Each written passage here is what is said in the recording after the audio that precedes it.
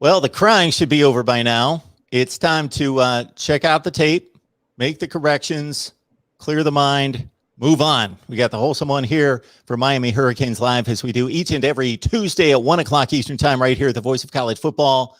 We would ask, before you get comfortable, before you kick back and take in the conversation and jump into the live chat, that you hit that like button, get us started on a good place. Hit the like button, subscribe. Make sure you're subscribed to the Wholesome One as well, right here on YouTube. HOLSUM Holloway, Wholesome One Holloway, right here on YouTube. Catch his film breakdowns of the game. They're phenomenal. And, of course, lock it in right here at the Voice of College Football. Wholesome One, how we doing today? We're doing well, Mark. I love the way you introed that, because it is time. It is time for us to go ahead and lick those wounds. For me, it's a little different because I do my show on Monday. So I was able to have a little bit of a different crowd when I came on yesterday, as far as people just accepting what happened and wanting to see a little bit of the film breakdown and a little bit more of me explaining what was happening and honestly just what went wrong and why it felt like it just blew up and we were never really in that game. But the energy was a little different, man. And is it unfortunate? Absolutely. I'm not here to try to put a Band-Aid over a bullet wound. We got embarrassed. We got destroyed. And it hurt. But at the same time, you do understand, and we've spoken about this multiple times, Mark, we still got 11 more games after this in the regular season.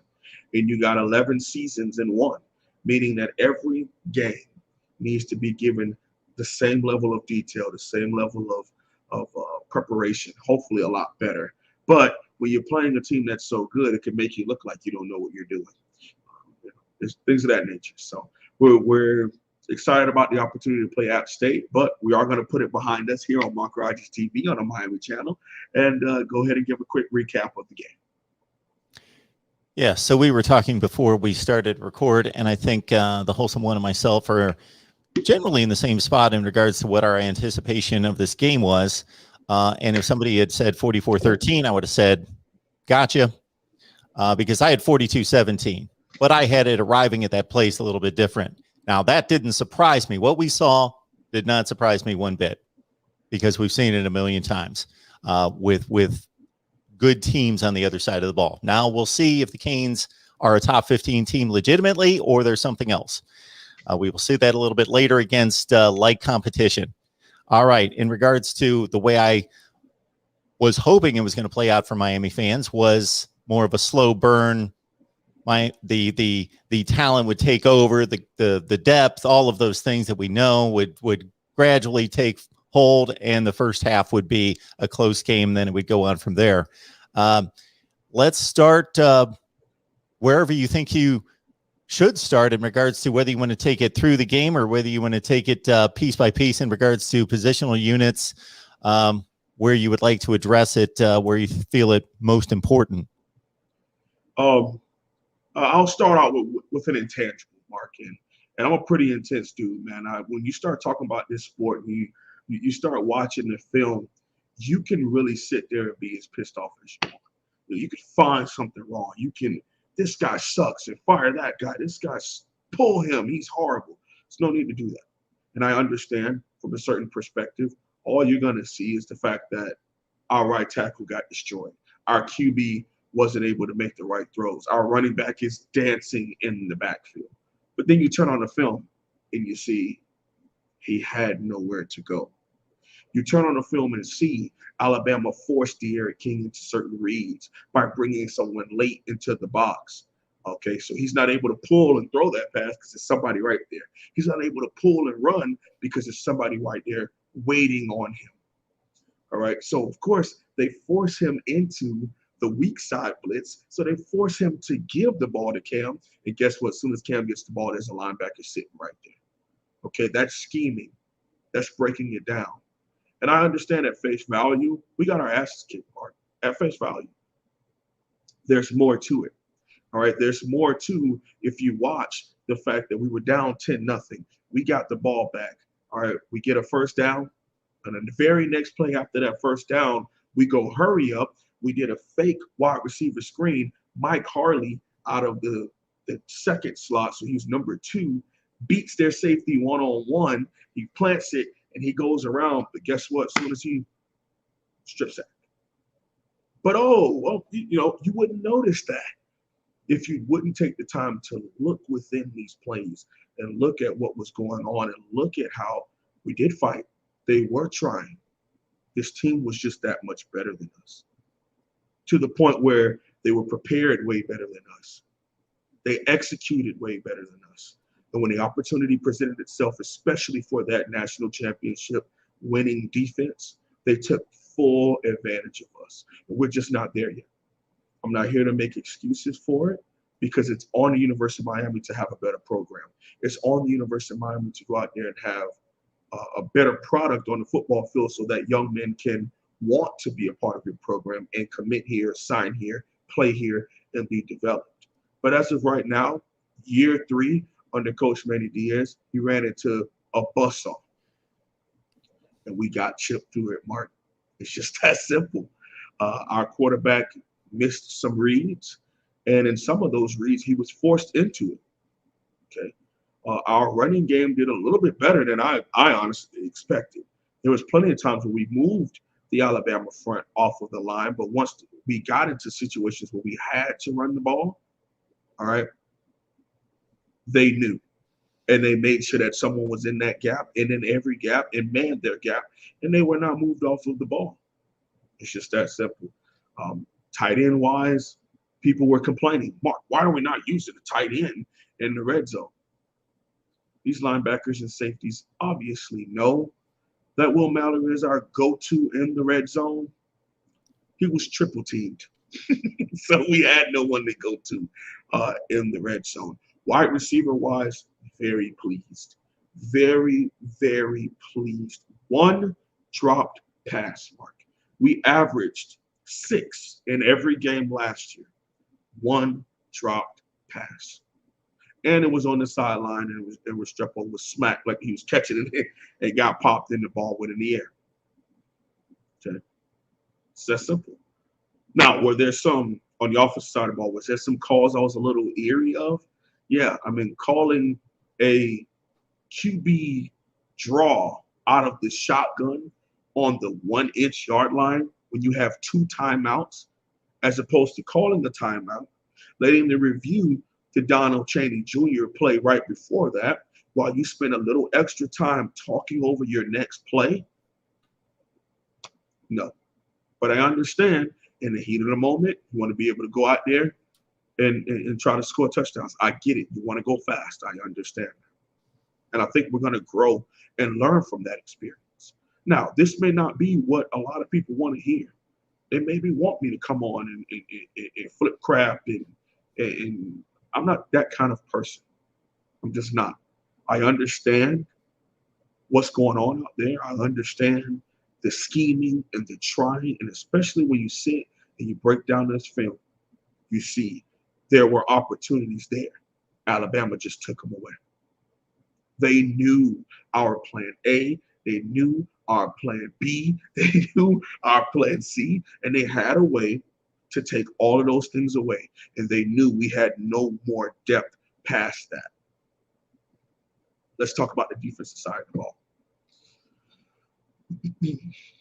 Mark, when you get a freshman quarterback into 3rd down, you feel as though you win. You feel as though this is what we wanted. Mark, we had 4 3rd and 7s. Okay. We had 5 3rd and 8 plus. How many of those you think they converted, Mark? Well, I watched the first half of the game. I wasn't counting, but so we're talking about 9 total plays in 3rd and long. Just those 9, because they had other 3rd downs, but sure. Those 9. The 9 3rd and longs, I'm going to say they converted. They should convert 2 or 3 statistically. I'm going to say 7. Mark, 9. There were 9 of 9 on 3rd and longs. Now, you turn on, at face value, that sounds horrible. That sounds trash. But then I say, okay, let me turn on the film. We sent blitzes, Mark. We fake blitzes but dropped them back. We set 3 and dropped 8 back. We tried man. We tried zone. We just aren't that damn good yet. But when you watch it, Mark, we tried. And I'm not here to make excuses for Coach Diaz, but he tried. He tried. Sent 4, 6, 7. He tried, and I get it. It doesn't feel like it, Cage fan. This one, it hurts. But just know we're definitely not that bad. We just ran into one of the best teams. Are there some things I'm a little worried about on the defensive side of the ball? Absolutely. I'm a little worried about our man coverage skills. But I also think, Mark, how much can I really take away from this when I know we're going up against the top 1% of college football? It's the top 1%. Okay? You're going up against wide receivers who were the best. You're going up against 5-star wide receivers when you're out there rolling with guys who are on a 3 or 4-star level, who are giving you great effort. It just looks like they're not, because one dude is pulling away from the other one. But the other guy's straining and running as hard as he can. The other guy's just jogging, but he's in front of him. And wholesome one. Players. Go ahead. Not to interrupt. I'm sorry, because you led me right into something. You may remember me saying this a number of times during the offseason. This is one of the reasons why, as a neutral observer that just wants to see a good college football game and be able to evaluate teams, this is one of the reasons why I didn't like this game. I didn't want to see this game. I said this a number of times. I said, unless Miami wins, of course, or if they play it really close, then I'm going to be able to take something away. But if I get what I think I'm going to get, then I'm not going to be able to evaluate Miami that well. I would rather see Texas or Penn State or somebody like that on the other side where I'm like, wow, okay, this is comparable. I want to see how this plays out. So like you're saying exactly what I was thinking the entire offseason about. This might be difficult to evaluate. And I could only imagine how difficult it is for these coaches to keep the spirits of the young men up, because it seemed as though they were trying their hardest. They just I can't run with this dude, coach. Excuse me. You got defensive linemen. Yeah, sometimes they got blown off the ball, but there were plenty of times, Mark, Jafari Harvey is right there, hitting the QB as he's letting the ball go, completion. It was just like, throw your hands in the air. It's like, what do we do? What do we do? We get him in 3rd and 2nd. He comes up and makes us jump off sides for a conversion. We get him in 3rd and 8. And we send 3 and drop 8. Zach McLeod goes inside, so he just moseys over. There's no one in the area. Oh, someone's open. Conversion. You felt hopeless. And that's what I'm saying as far as that effort, that want to, I saw it. Did I see it in droves as much as I really, really want? No. But there were plenty of guys out there straining and giving their all. They just weren't there. And then they just couldn't hang with this well-oiled machine. Well-oiled machine. Again, Mark, I spoke about this last week in preparation for, when you have 3 former NFL head coaches, 2 of them were GMs of their same organizations, there's a different level of preparation they had to put to be prepared on Sundays. Now all these guys, these 2 men, one of them is coaching the offensive line, the other one is coaching the QBs and the offense, just the offense. It's Bill O'Brien. Again, these are not excuses. Insert name here, fan who's mad that Wholesome's on here making excuses. Nope, not what I'm doing. Insert fan here, I can't stand this guy because all he just chill. Understand? We got plenty of time left in this season. We spoke about it, win or lose. You can't allow this game to defeat you or have you overexcited and overamped and ready to go for the rest of the season. Because guess what? App State is in Alabama. But I promise you, if we gave them the same level of attention to detail and focus, we probably win that game by 30 points. Then the next week, you got Michigan State, who's going to come down, who played very well. Sparty played very well. Okay. Is there some coaching flaws that I saw, Mark? Yes. Was there some out of position? Was there some kind of bonehead stuff that I saw? Absolutely. Unnecessary things? Yes. There's going to be a little bit more fixing and execution, especially when our young guys played as many snaps as they did. Cam Kinchins, one of my favorite recruits from last recruiting class, is out there.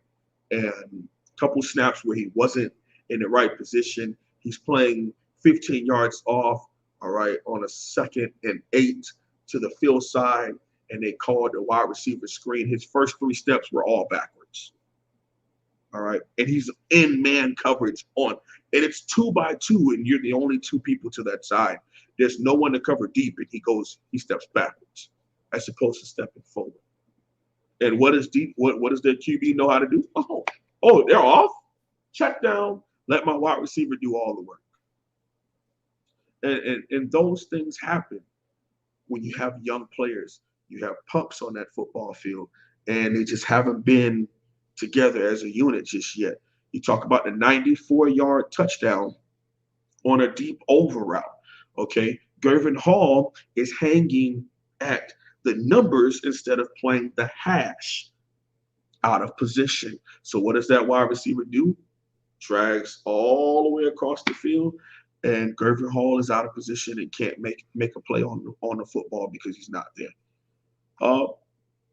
Those things are correctable. I know a lot was thrown necessarily to the wolves, but a little bit thrown off when Bubba Bolden is out of the game for targeting. Okay. On that play, I wish people would take the time to say Robinson gets hit in the leg and falls forward. Bubba Bolden, 5 yards before that, is already going low to tackle Robinson in his legs.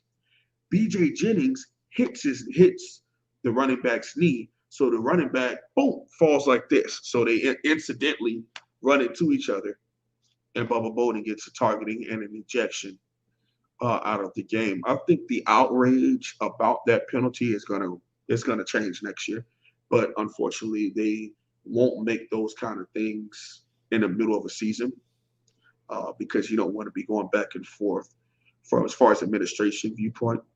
I think it'll be some changes towards that next year because, some of the people whose opinions they value very high are not happy about the fact that a player gets disqualified. A 15-yard penalty, sure, we understand, but it's also incidental. There's a difference.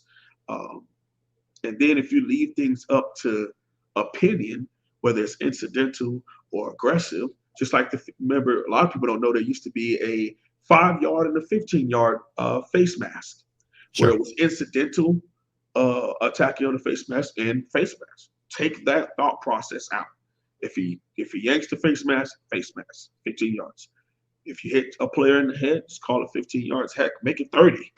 Just kicking people out of the game, to me, it just doesn't make any sense. The face mask penalty could actually go back to what it was and take the guessing game out of trying to determine the intent and just make it based on what was the physical action and whether there was intent there or not. If you're just hitting the face mask or you just grabbed it but didn't move it, jerk it in any way, then that's a 5-yard penalty. And then otherwise it's a 15-yard. If you pulled the player's head, you pulled their gear. But back to the targeting. Yeah, I'm trying to think. I was racking my brain on what game I was watching this weekend, and just players were dropping like flies due to targeting. There were like 3 or 4 guys, boom, out. And the situation that you just brought up with Bolden is something that I just can't believe that they haven't taken the measure to educate either. I'm obviously the officials know football, but to know it to that extent or be told to watch the development of the play and watch where that defensive player is coming from and his vantage point on this play. And exactly what you're talking about. These players are moving in fractions of seconds in different directions based on a cut made or contact from another player that changes their body angle, that makes it impossible for that tackling player usually to adjust their body in time. It's just like roughing the passer. Oh, if you're playing defensive line or whatever position, if you're blitzing, if you're a defensive player and you're trying to get to the quarterback, you can't be going at 75% speed. You're not going to be effective. You have to play football above any other sport. You got to play 100%. One of the first things I remember a coach telling me was, or just telling the team was, you can't be afraid out there. You have to play full throttle. If you don't play, you're more likely to get hurt playing 80% than you are playing 100%. So these players have to be running at the quarterback at 100%, thinking I'm getting there or I am going to affect the throw, and to ask them to mandate that they stop themselves in a split second. It used to be you had that step and a half, and now I see roughing the passer calls that are just ridiculous. I'm like, what are you expecting this guy to do in this like that? It's impossible. Mark, I tell you what, I think similar to laws, rules are similar in sports. Okay.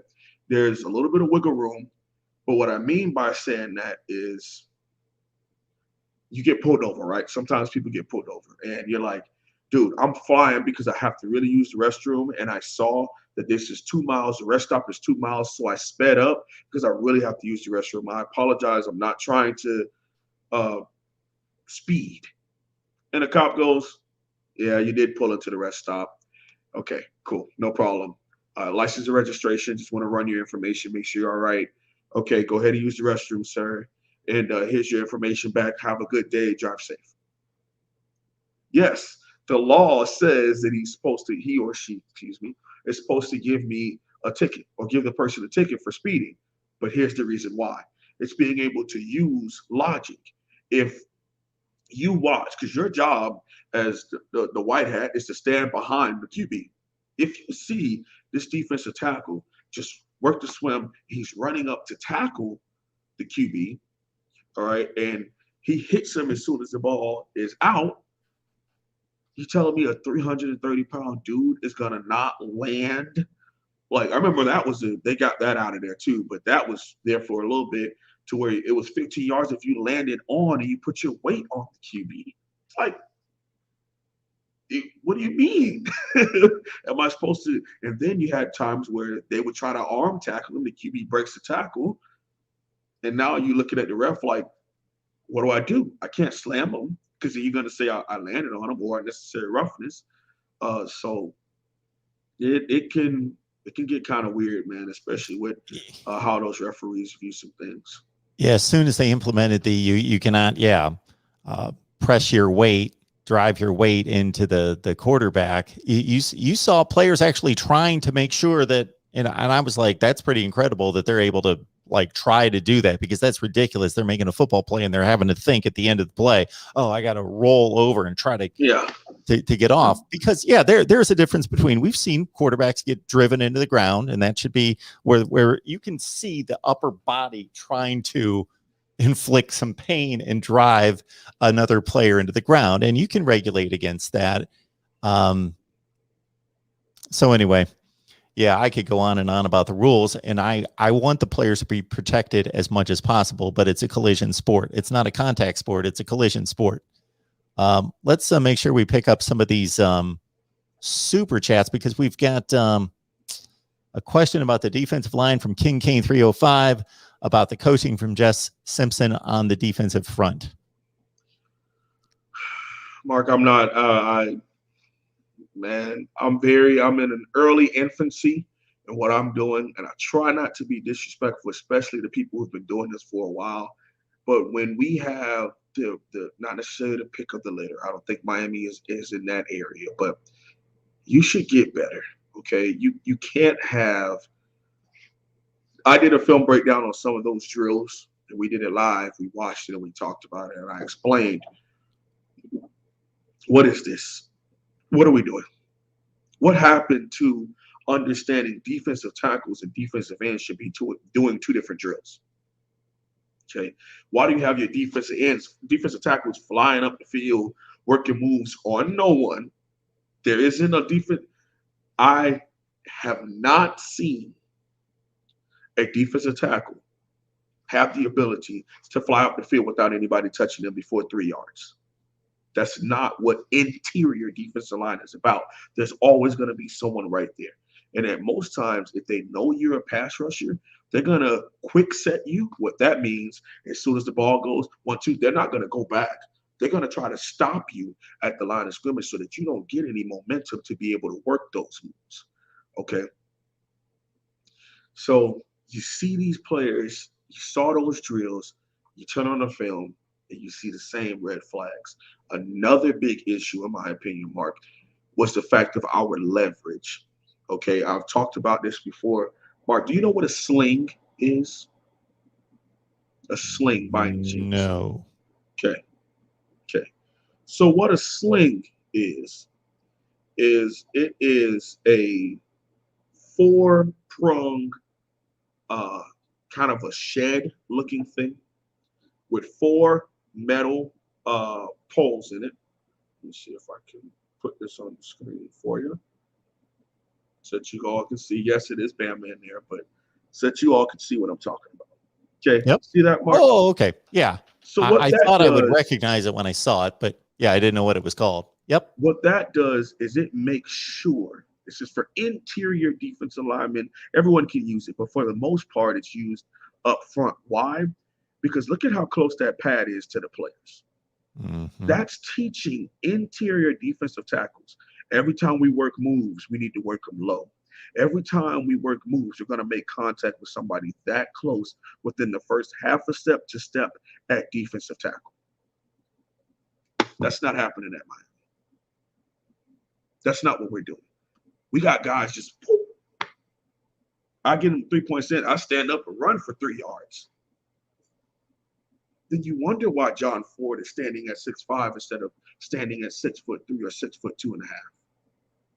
Okay, as far as his leverage when he's coming out.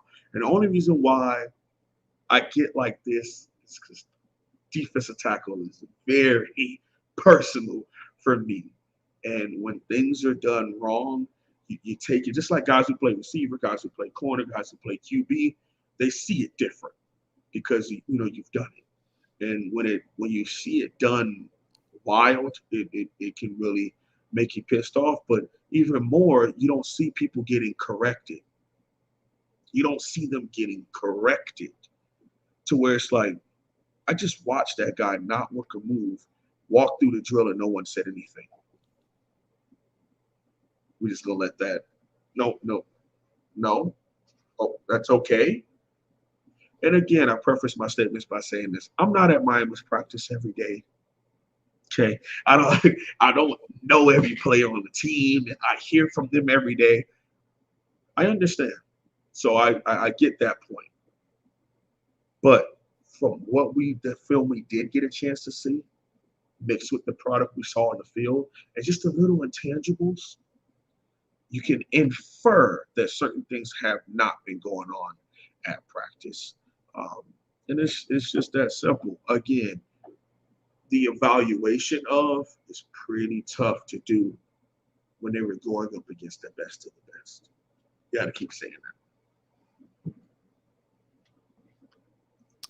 Folks, we talk Miami football with all of you each and every Tuesday with a wholesome 1 p.m. Eastern time. So you enjoy it. Others will as well. So what you do is you let people know that we're here every Tuesday at 1 Eastern. You know that the Wholesome One's breaking down game tape every week, and we're in season now, so it's fresh tape. So check out his work on the Wholesome One Holloway right here on YouTube. You know to do that. Tell others. So I know when I'm talking to people, most of you are like, yeah, we're here. Get other people in here. Let's build the audience and build the channel, both Wholesome Ones and myself. All right, let's get to the next super chat. I will remind everyone that I was doing a call-in show late last night, and people were wondering when the top 25 that actually makes sense would be out. It's out there, and people are watching it, and I'm getting the typical response. So that'll be fun to answer your responses to the top 25 that actually makes sense. All right, Wholesome One, what do we got going here from CPAL? Can we please ban the turnover chain? Oh boy. PD chain, unless we are winning or in a competitive match, it's embarrassing. Mark, you feel the same way too. Didn't you tweet out something that the turnover chain it does look ridiculous? I did tweet something out, and I don't tweet too many times during a football. I tweeted after 3rd and 7 running the football, and I tweeted with a mobile quarterback. I didn't like that.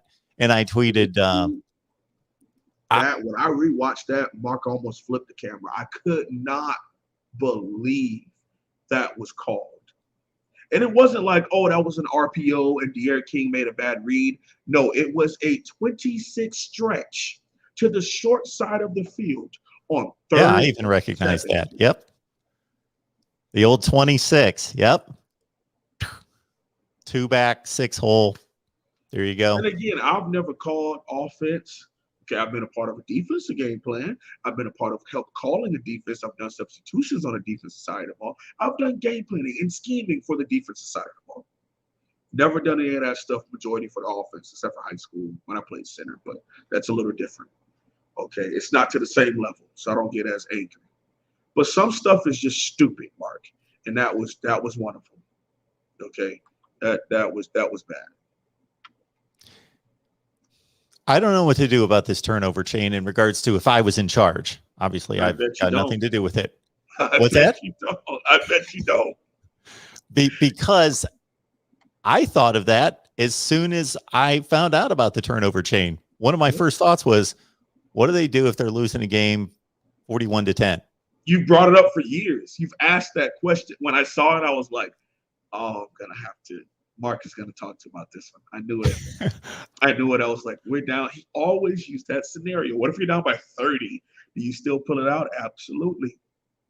If these things are a part of your program, they're a part of your program, whether you're winning by 30 or losing. I understand. We get emotional. It looks bad. But it's what we do. And I agree with your statement right there, because then if you try to base it on game situation, then who's in charge of determining the game situation? Okay, we're only down by a touchdown, but there's only 3 minutes left. It's okay. It's not okay because now we're down by 10. You can't do that either, because then you have to have some kind of hard and fast rule. Okay, we have to be winning. Well, you're down 3-0 in the first quarter. You're not going to pull out the turnover. You can't come up with rules that are going to speak to the situation. You can't do that. I just see that at 27-0 and think it's still a play that's made by the two players that made it. Mm-hmm. That if you're just taking that play, that's a good football play. They made a play. They stripped the ball. They recovered it just as though if they were up 27-0. So celebrate the play. I don't know how I would feel as a player with the chain around the neck. The celebration's obviously nothing close to what it is when things are going your way. And at the end of the day, Mark, the cameras, again, when it came out, it was, do you know who we played when we wore it the first time, Mark? When it was used? The first time, yep. Do you know who it was? Can you give me a year? 2017. Oh, okay. I thought it was. That's what it's attached to is, the winning and the Notre Dame. Yeah, 2017. And all that stuff. So people, So I would think that it would have been the first game of the season, but I guess not. It was, Bethune-Cookman. Malik Young caught a Hail Mary right before halftime. And the cameras didn't know what was happening. They just caught this big old train on some dude who caught an interception. Everyone and their mom, why are you wearing chains against Bethune-Cookman?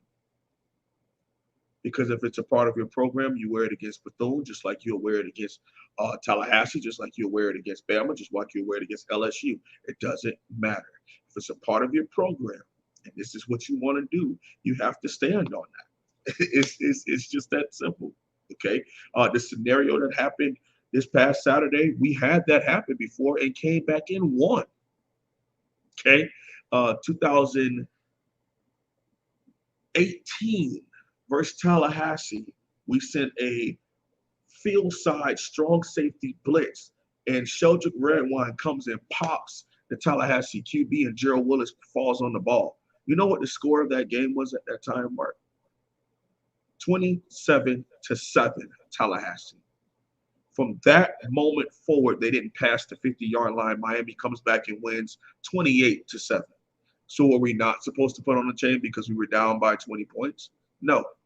You do it regardless of how Holston Holloway feels about it. You do it regardless of how about Mark Rogers feels about it. You do it about insert name fan here of North Carolina, who just lost to Virginia Tech but has everything to say about Miami right now in the chat. It doesn't matter.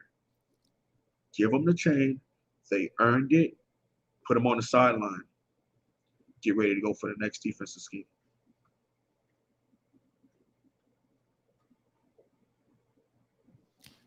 I agree. If you're going to keep it, you keep it and you celebrate it and you embrace it and you do it with all the swag and all the culture that you've always had.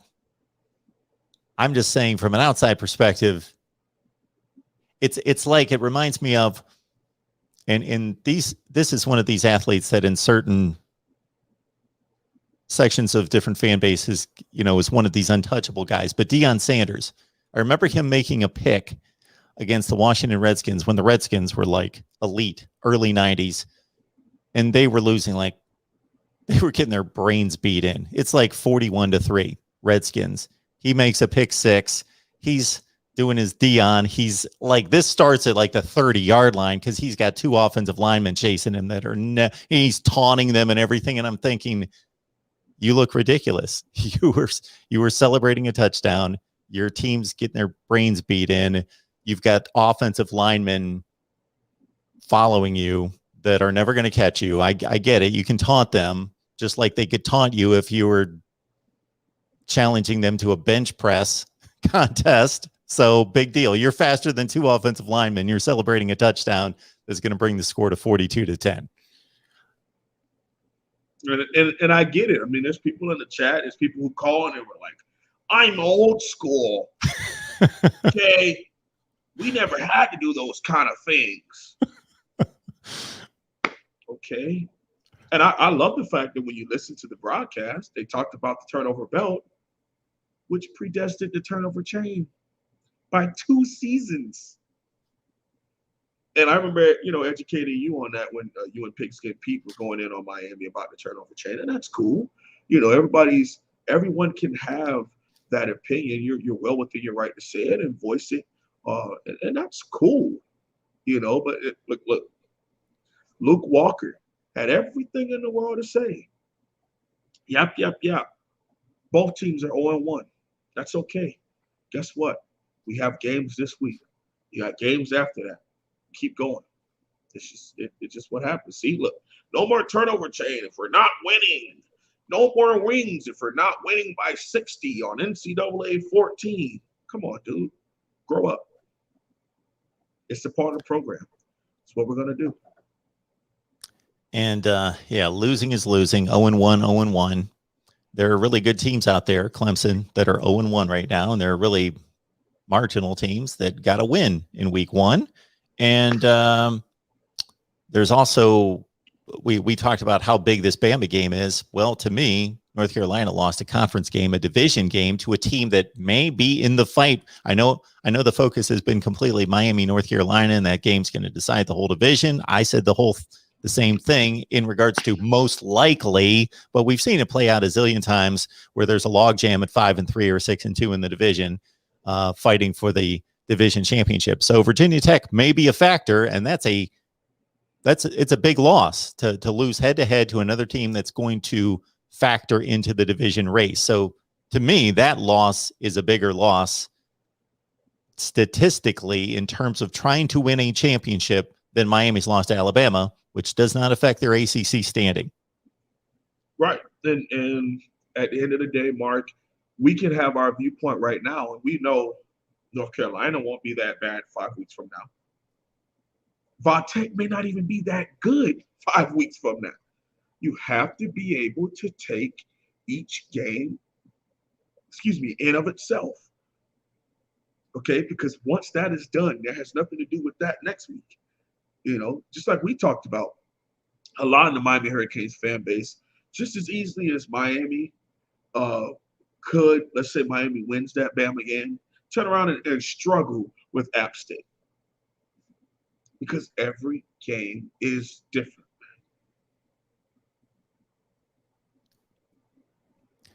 That's like we had a number of teams across the country either struggle with or lose to, in Washington's case against Montana, an FCS school or a group of 5 school that's not UCF or Cincinnati.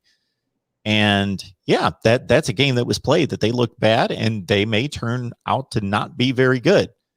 But I started ripping off all sorts of, just off the top of my head, situations where there was an FCS loss or there was a group of 5 loss from a team that went on and played for a conference championship or finished in the top 10 in the country. So it's one game out of 12. Yep. It means something. Yeah, but it does. We have to continue to. That's like my top 25. I only looked at like 3 comments, and there's hundreds coming in, and you can imagine. Oh, you don't know what you're talking about. I had some dude in the middle of the film session yesterday. He's like, yep. If you know so much, why don't you go down there and coach the players yourself? It's like, dude, really? Like that. Come on, man. Yeah. So, did I miss anything here? Well, maybe we had another super chat to get to. Well, let's move on to App State. They defeated, why can I remember the score and I can't remember the opponent, 33-19 against, anyway, a team that you would expect them to beat, although it was a decent game. Did they play East Carolina? Anyway, I'll find it here. Yeah, East Carolina. That's what it was. East Carolina, they were a 9-point favorite. They won 33-19. App State's, before Coastal Carolina and Louisiana emerged last year, was owning the Sun Belt. They had won, I think, 5 consecutive Sun Belt championships. But in one of those seasons, obviously, Miami visited, is it Boone, North Carolina, correct? Yeah. And took it to them pretty easily, like 42-13 or something 86 like yards to the touchdown. Yeah. And we needed that, but that came because we had Mark Richt as our head coach, and preparation was a little different because, I mean, the year before, Miami lost to a 6-7 Cincinnati team by 18 points. Like it was embarrassing. The way that we locked it right there.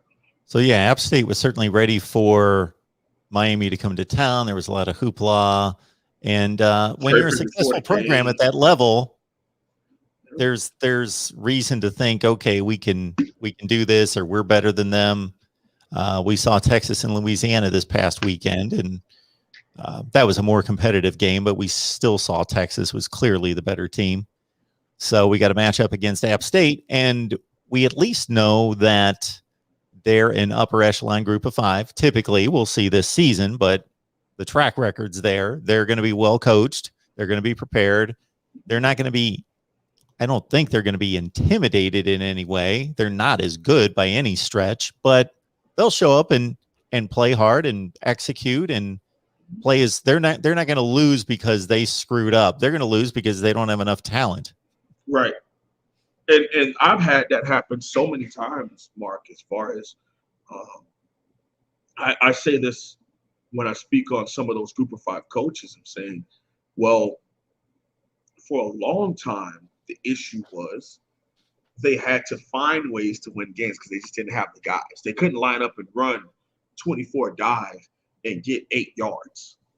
So, of course, insert the spread, insert triple option, insert those kind of things to where you had to try to find your way to down the football field. And it really had to be scheming and coaching and playing chess instead of checkers. Because if I got all 5-star offensive line, 6'5" across the board, 330, and I could just line up and run stretch and play action and dive and read optic, it's a little easier.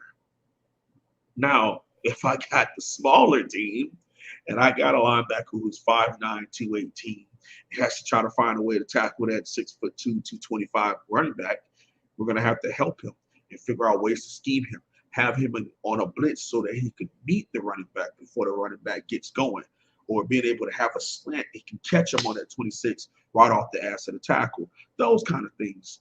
And I think App State's going to bring that kind of intensity and as far as scheme dependent on us. Now, at the end of the day, I think Miami's going to win the game comfortably. I think Miami's going to execute and play well. They're going to want to put that game behind them, and I believe we'll be satisfied with what we see. We may not be overly joyed because we would have won. We're going to have people that come on and say, where was that? Where was that last week? You know, those things happen. It's going to happen. They're going to come out. They're going to play very well. They're going to execute at a high level. We're going to see some of the young guys in this game. All right? That's what I truly believe, because this team did look well. This team did look like they could do it. It's just they went up against the best of the best. And, hey, if you're emotional and you disagree and you think these guys suck and put nothing but freshmen out there because the older guys can't get it done, kick them all out. Kick them. Don't. Boba Bowden sucks. Put in James Williams. Gervin Hall sucks. Put in Cam Kitchens. And what happened to our 5-star defensive tackle, Leonard Taylor? Take a deep breath.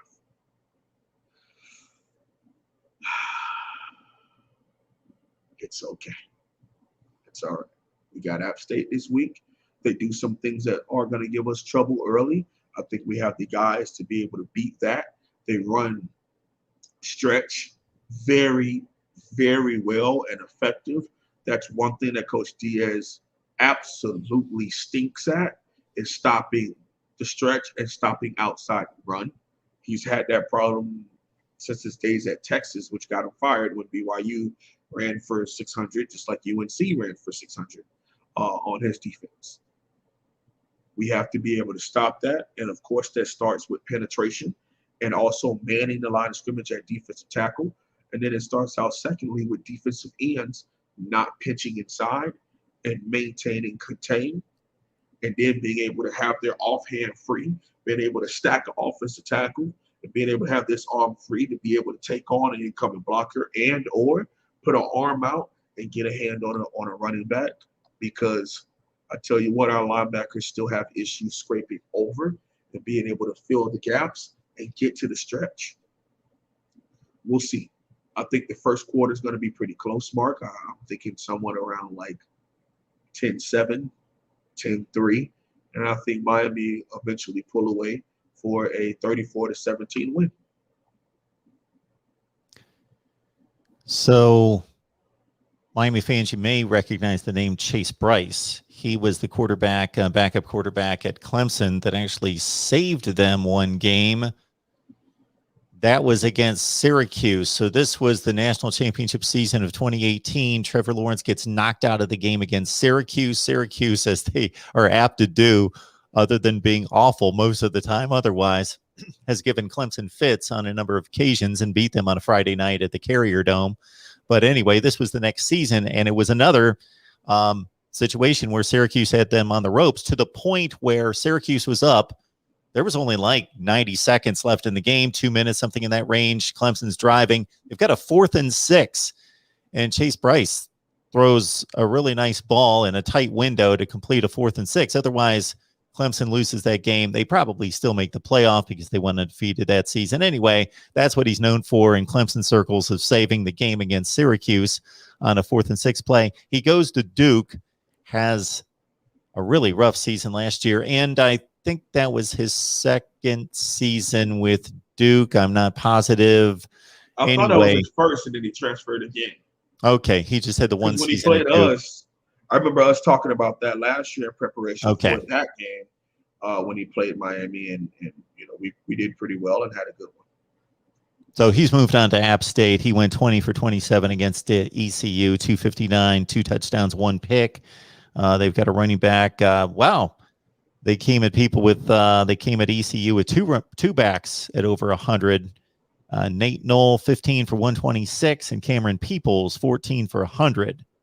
Right. And I think it'll be similar to like UAB last year, because UAB, with that stretch and how they execute their run and the play action off of it. Once you start to stack that box, then they call a play action over it. And if your corners, TJ Ivy, if your corners aren't in position, that dude's going to be attacked a lot this year, Mark. I'm just going to call a spade a spade.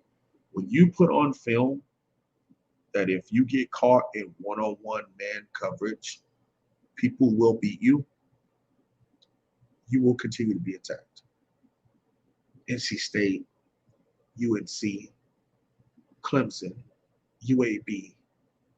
He gave up touchdowns in all of those games. That's just off the top of my head. I've seen him in man coverage trailing. He's just not fast enough to hang with people. So hopefully we're able to handle business eventually, Mark. Derek Green, thank you so much for the Super Chat contribution. Haven't seen your name before in the chat, so we appreciate you being here for however long you've been watching us, whether it's been years or months or you just caught us. But thank you so much for the contribution. Appreciate that.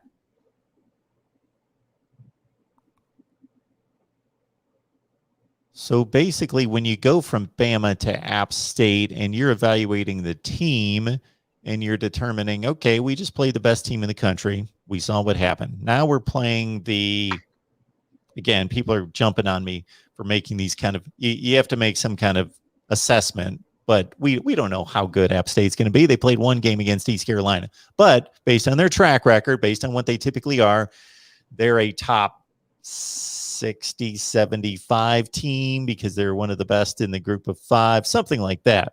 They're like a 5 to 10 best in the group of 5. They're the 75th best team in the country, something like that, probably. What is going to make you feel better going into Michigan State? And wholesome one, I have pulled back on not attacking Michigan State here because I can't wait for that game now. I'm more interested in that game, but we'll have a full week, obviously, to talk Sparty. So what do you want to see this week out of the Canes? Again, I'm expecting a high execution rate. I honestly am. I'm expecting them to come out and play energetic, and that's my thing. Is I do judge each game differently because every game is in of itself little mini seasons. But to me, it's like you come out. Let's say you come out and you shellac them by 70. It's like, again, how much of that can I really take? Now we have two extremes. Now we got two extremes. We have an extreme of we're executing, we're playing at a high level, and we're kicking people in the teeth. We score those points. When we don't execute at a high level, we finally break free at wide receiver, we give up a strip sack. We finally get a nice run game going here, and then we get popped in the backfield for a TFL. And the truth is somewhere in the middle between those two. And going into Michigan State, where, man, I'm just happy that game isn't in East Lansing. That's all I'm saying. Because you can argue that they have a better, especially defensively, they're going to be prepared for everything we bring to the table. And again, if we're able to get them a couple times over the top or make plays because our wide receivers are better than their corners, we're able to make plays because our tight end is better than their linebacker, and we catch them and we get the right timing, Miami will win that game by 2 touchdowns. But if we come out and try to out Big Ten, a Big Ten team, just like sometimes it felt like we tried to out Bama and just run right at them and play into their hands and play into their game plan, it's not going to look good. It won't look good. But again, we'll attack that game when it's here. But as of right now, again, I got Miami winning and beating App State 34-17. All I'm hoping is that it feels like a 34-17 game, not like a, hey, they hung around a lot longer and then Miami just made a play or two here at the end and scored a garbage touchdown. Yeah, I'm with you on the 17. That sounds right to me. I just went to the Vegas line. I'm surprised. I expected to see 17 or 18. It's 8. Oh, yeah. I mean, when you put out a performance like that the week before, you know, it's just that simple. When you put out an offensive output, it just looked the way we did sometimes offensively. You don't deserve a 10-plus pointer, especially when historically you see that Miami, when we play group of 5 or lower level teams, we rarely actually beat them down like we're supposed to. Got a question coming in about the linebackers from Nick, both asking about the performance, but also the rotation. Man.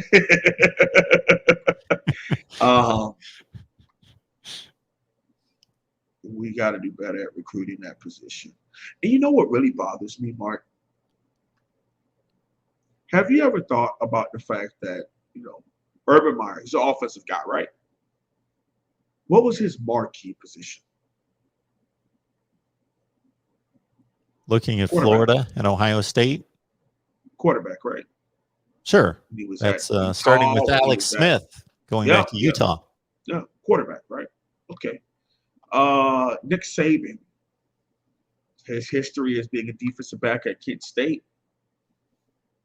DBs are usually pretty good on his defense, arguably his best players, right? Will Muschamp, linebacker, defensive line. Kirby Smart, linebacker, defensive line, although he was a safety. Our head coach is a defensive guy. His position that he grew up in was learning linebacker, safety. And linebacker at Miami has been pitiful, recruiting and developing. He's been here for 6 years. It's just, he has to figure it out. He has to. And again, I'm not saying it's easy. I'm not saying I could do this great job. All I'm saying is when we get paid to do certain things in life, there's expectations. You're a millionaire. Mostly because of what you did here as a linebackers coach and a defensive coordinator. How is it that side of the ball is the problem? That's all I'm saying.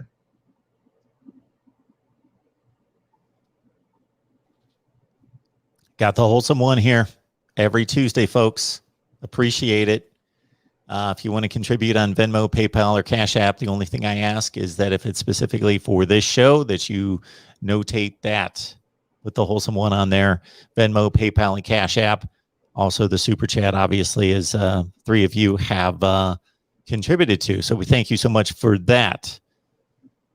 All right, man. Anything else you wanted to hit on before we wrap it up? Not really, man. I guess I will ask you, from an outside perspective, in your view of what was going on, was it that bad? Was it, could we end up overanalyzing this game?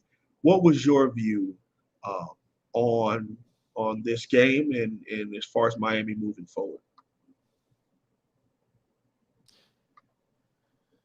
So like I said off the top, I didn't expect the game to go this way, but it didn't surprise me. So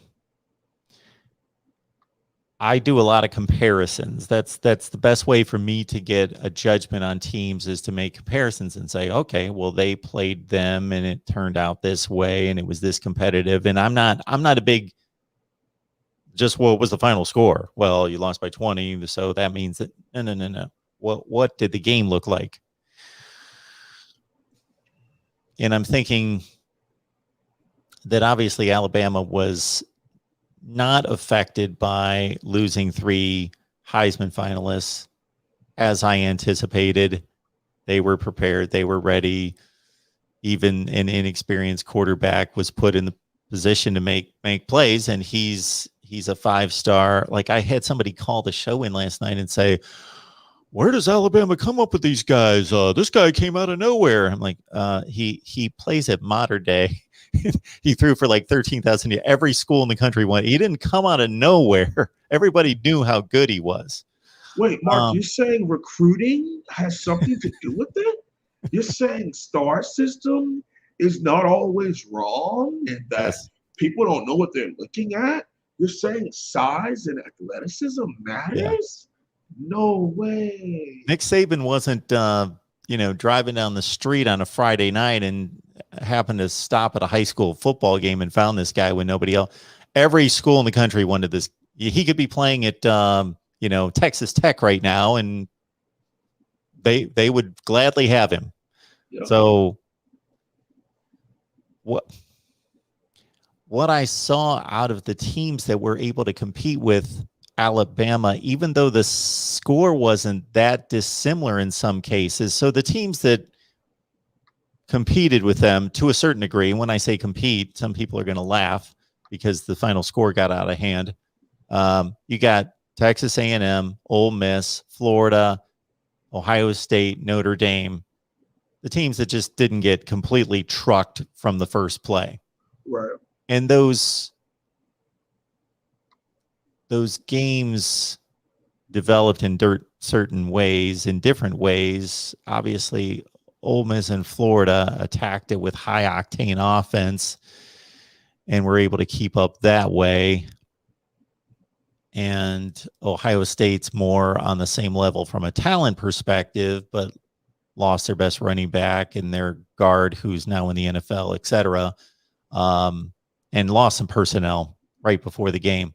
So that was more of a hung with them for a half and then got run away from in the second half. Notre Dame was more, I don't give them as much credit because Alabama obviously played very conservatively and just put the slow grind on them and was satisfied with just letting Notre Dame run the ball constantly and try to squeeze the clock.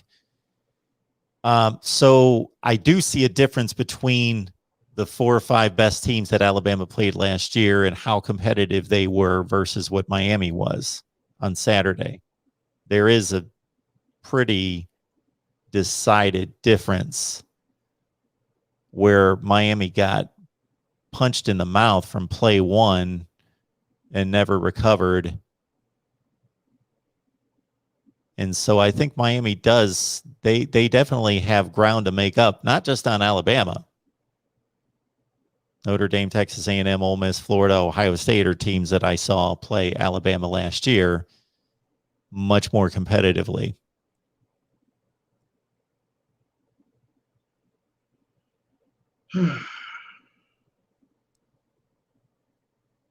I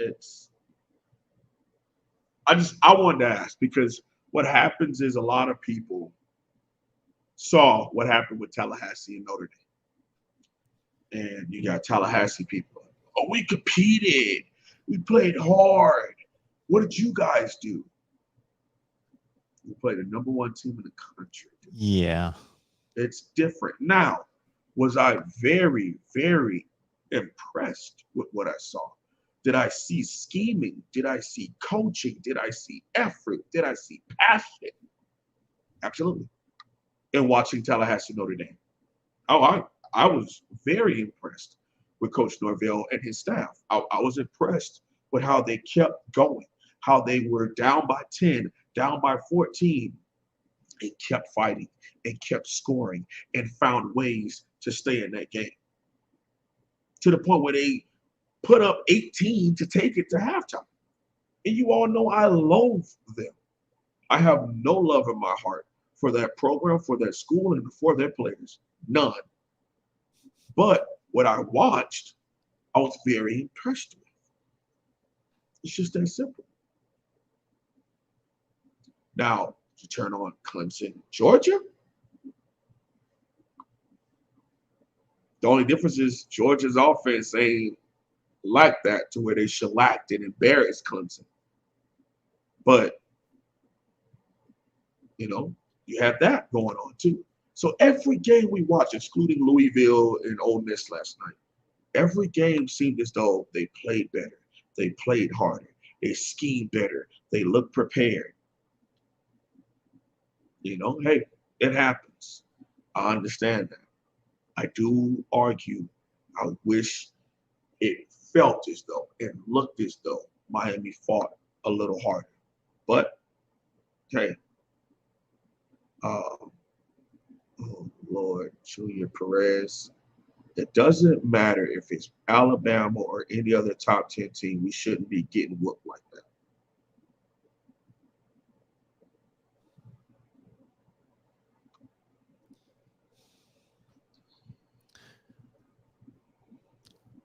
So where I am on that is you can name a number of schools that aren't at the place where their standard is.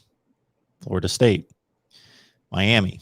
Miami's much better than Florida State. We think. we saw something a little bit different over the weekend, but we still think Miami's substantially better than Florida State. And other teams, we'll see about Texas. We'll see if, they beat a good team by 20 points. And I watched a lot of that game, and they were 20 points better. Heck, I was even at the Minnesota-Ohio State game. Yep. And I said I think Miami-Bama would be something similar to this. Once the Bama offense starts clicking, they're going to pull away. It just happened reverse. Bama clicked early and hung on, as opposed to when I was at the Minnesota-Ohio State, to where Ohio State wasn't clicking early, and then once they clicked, it went. It went, and it went fast. They were like, oh, crap, we can't hang with them now. They figured it out, and so when people say, we need to compete with Bama and make comments like you just read, I think there can be a difference between what the standard is and what the expectation is for this particular season. So I would hope and I believe that the standard for Miami and their fan base, I know from talking to you every day, is to win national championships. Well, this particular team and the program where it stands right now is not prepared to do that. So you don't change your standard. You can still say our ultimate goal is to win a national championship. Mm-hmm. But the fan base can be, what the fan base can think about and focus on can be completely different than what's on campus in the football facility. They're the ones actually doing the work and that have to execute and get it done. The fan base can think whatever they want, but they have to be realistic. And going into this season, I thought realistic was, I picked the team to go 9-3. I said they were a top 15 to 20 team. I'm still going to think that until I see otherwise. We're going to see. OTF Kane, I said on here with your comment, I said you might be a little bit ways back. Maybe you haven't heard me say it yet. But at the end of the day, I said I'm not at practice every day. I don't know how often they use it. And maybe they do use those machines. They just weren't on film with it. But I said based off of what we were seeing on the football field and the way that our players play with low leverage, there was a high probability that we don't use this sling. So keep listening. You'll probably hear that part. All right, buddy? God bless. Corey is going to send us out here his question. And thank you so much, Corey, for the super chat. Do you think the coaches set the right tone after the game and moving forward? That's a really hard thing to judge when you're not there. I tell you what, we heard everything we needed as far as from our players today, as far as putting it behind you, last couple of days, putting it behind you. And understanding that you get a chance. That was the number one team in the country. We saw some things on film. We were able to judge, and we have to fix a lot of things. And some of that stuff is coaches speak, and we have to wait until they come out and we see it against App State. And even more importantly, against Michigan State, a team that's comparable and a team that's going to most likely out-scheme us and out-coach us. And we'll probably just get away because we have the better talent. We're going to see that kind of stuff. So we'll definitely see what's going to be for this team, and I won't be able to truly answer that question. Thank you for the donation, and thank you for the question. But even I won't be able to answer it. This team will be able to answer it with the way that they come out. I tell you what, if they come out super slow against App State and dragging along, and we get kind of like a Central Michigan kind of thing, I don't know, man. I forgot about that game. That was, I think it was 1914 we beat them. Now, although we were 0-2. Yeah, 5 points. Yeah. Yeah, we were 0-2. We had lost to Florida and UNC. And, you know, all of that barking Coach Diaz didn't help because it started over. You had to start to build a pulse and kind of come back. But you have an opportunity to be 1-1. You have an older team. You have some leadership. And hopefully those guys are not down on themselves. That's the main thing. Still. Folks, we know that you know that we're here Tuesday at 1 o'clock Eastern time with the Wholesome One every week. But two things to do would be grab some people and bring them on in here to the chat every week. And even if they can't make it Tuesday at 1 o'clock, let them know that, of course, this gets recorded and it's here all week to enjoy. And also, just flat out spread the word that we're here talking college football with the Wholesome One every Tuesday at 1 o'clock Eastern time. And also subscribe and hit the bell for the notifications because there are times when we have to change up the schedule. So that way you know when we're going live. Also head on over to the Wholesome One's channel right here on YouTube and lock in because he was at it last night on the film breakdown. Yep, and I have that cropped out part of it. It's going to drop Wednesday night at 8 p.m. Eastern Standard Time.